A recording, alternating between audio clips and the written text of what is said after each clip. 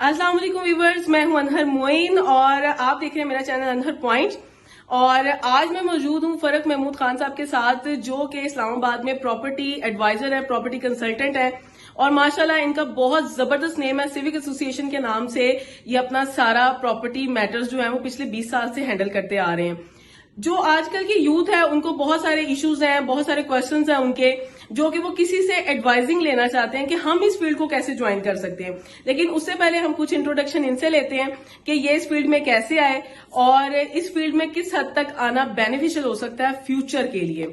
अस्सलाम वालेकुम सर। जी वालेकुम अस्सलाम। कैसे हैं आप? ठीक है बिल्कुल ठीक सर। सबसे पहले तो सो मच थैंक्स कि आपने आज टाइम दिया हमें, क्योंकि आजकल जो टाइम अपना किसी के साथ शेयर करना सबसे बड़ी बात होती है। और मेन चीज ये है कि मैं आपसे फर्स्ट ऑफ ऑल ये क्वेश्चन करना चाहती हूँ, जब आप इस फील्ड में आए तो आपके माइंड में क्या था? देखिए जी, मैं तो इस फील्ड में हादसाती तौर पर आया। मैं कोई प्री प्लान तौर पर नहीं आया। मेरे कुछ दोस्त ये काम करते थे प्रॉपर्टी का, तो मैं कहीं पर इन्वेस्ट करना चाह रहा था और सोच रहा था कि मैं ये कोई काम करूं। मेरा जो बेसिकली जेन था वो ये था कि मैं छोटी मोटी कोई इंडस्ट्री लगाऊं या कोई ऐसा काम करूं जो प्रोडक्शन कोई होनी चाहिए। लेकिन आपको पता है हमारे मुल्क में शुरू से एनर्जी क्राइसिस है बहुत ज्यादा, तो वो हालात नहीं बन रहे थे कि मैं कोई इंडस्ट्री लगाऊं। तो मैंने जब इसमें कुछ इन्वेस्ट किया और उसको मैंने अपने तरीके से चलाया तो मुझे बहुत ज्यादा हुआ।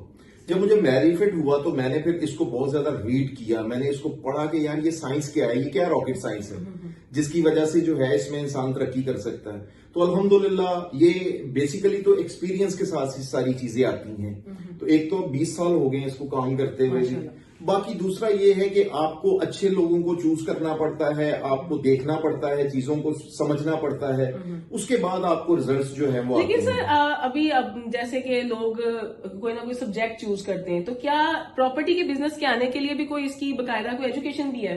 देखिए हमारे मुल्क में तो ऐसा कुछ नहीं है, एजुकेशन कुछ नहीं है। लेकिन जो नए आने वाले लोग हैं, प्रॉपर्टी के बिजनेस में आने वाले लोग हैं, उनको मैं चंद टिप्स जरूर दूंगा आपके चैनल के तवज्जो से। आप बहुत अच्छे से मुझसे टाइम मांग रही हैं। एक्चुअली ना लोगों के अंदर ना कंफ्यूजन बहुत ज्यादा है, स्पेशली जो रियल एस्टेट का एक सिस्टम आता जा रहा है। इसमें बहुत सारे मेरे अपने फ्रेंड्स हैं, अक्सर उन्होंने स्टेटस लगाया होता है जी रियल एस्टेट से हम कमा रहे हैं। और ये क्या है? देखिए रियल एस्टेट बेसिकली में क्या है, रियल एस्टेट हमारे मुल्क में अभी तक जो है वो घरों की तकरीबन कोई 12-13 मिलियन घरों की कमी है, बिल्कुल, जो जेन्युइनली हमें चाहिए।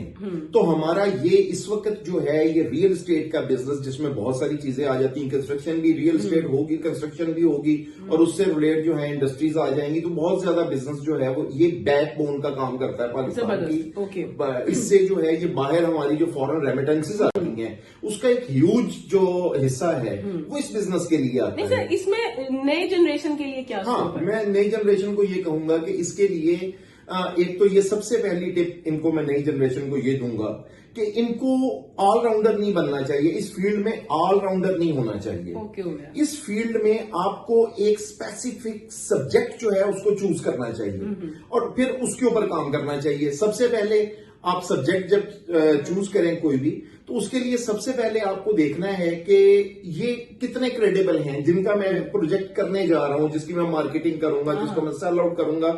ये कितने जो है इनकी क्रेडिबिलिटी कितनी है, यानी कि बैक पे इन्होंने कितना काम कर लिया, वो देखें। वो एक चौथे नंबर पर चीज आ जाती है कि उनकी डिलीवरी क्या है। सबसे पहले तो आपने ये देखना है कि क्या इनकी क्रेडिबिलिटी अपनी है कि ये कोई प्रोजेक्ट जो है वो कर सकते हैं। दूसरे नंबर के ऊपर जो चीज आती है वो ये कि आपने हमेशा ये चेक करना है कि जिसके लिए आप काम कर रहे हैं क्या उनके पास अप्रूवल्स हैं। ठीक हमें सबसे पहले अप्रूवल्स को देखना होता है, क्रेडिबिलिटी एंड अप्रूवल्स। उसके बाद उनके पास देखना है कि जिस जमीन के लिए वो काम कर रहे हैं क्या वो जमीन भी उनके पास अवेलेबल है। और फिर उसके बाद चौथे नंबर पर आपने ये चीजें देखनी है कि यार इन्होंने प्रीवियस पास्ट में जो है वो क्या चीजें डिलीवर की हैं। जब इन चीजों को आप ज़हन में रखेंगे कि एक शख्स है, उसने एक सोसाइटी लॉन्च की है, तो उसके पास जमीन है, आपने चेक कर ली, क्रेडिबल आदमी है, मार्केट में उसका नाम है। दूसरे नंबर पर आपने उसकी अप्रूवल्स देख ली कि यार ये अप्रूवल्स इसके पास हैं।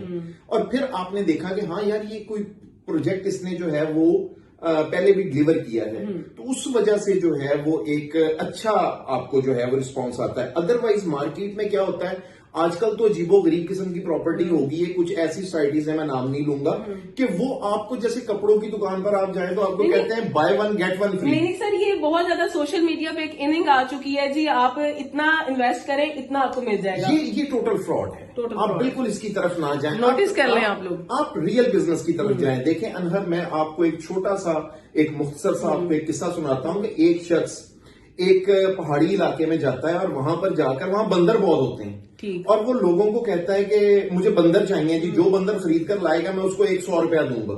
تو وہاں بہت سارے بندر تھے, لوگ گئے جناب, انہوں نے دھڑا دھڑ بندر لا کر دیے. وہ جتنے بندر جو بندہ لے کر آتا تھا اس کو وہ اس حساب سے 100 روپے دیتا تھا. کسی نے 10 بندر دیے, کسی نے 50 بندر دیے, کسی نے 100 بندر دیا. اس نے بڑے بڑے کیجز رکھے ہوئے تھے, اس میں وہ بندر سارے اس نے رکھ دیے.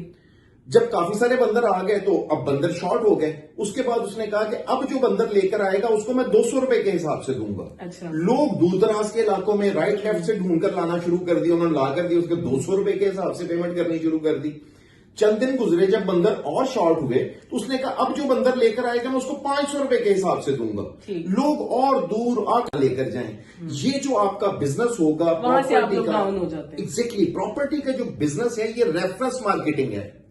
اگر میں کسی ایک شخص کو کوئی پلاٹ لے کر دیتا ہوں اور اس کو وہ بینیفیشری رہتا ہے تو وہ اگلے 10 لوگوں کو بتائے گا کہ یار اس بندے نے یہ مجھے پلاٹ لے کر دیا اور یہ مجھے اتنا بینیفٹ اس میں ہوا.